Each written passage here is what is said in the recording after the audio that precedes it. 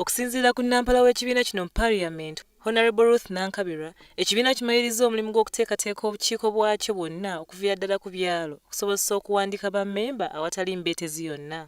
Kati owekitiibwa Namayanja ate era nga yatukwatira ensawo yaffe ya NRM yagenda okuba n'obuvunaanyizibwa obwo.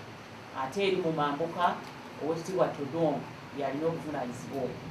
Ate mu Maserengeta owekitiibwa Tango Doi yagenda okuvunaanyizibwa. Ate mu Buvanjuba owekitiibwa Arimpa Kijaji yavunaanyizibwa.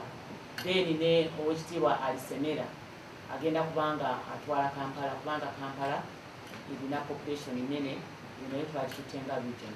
Nankabirwa ayongeddeko nti abakulu bonna abaweereddwa obuvunaanyizibwa mu bitundu eby'enjawulo balina obusobozi era nga bamaze dda okutuusa ebyetaago byabwe ku byalo okusobola okuwandiika abantu.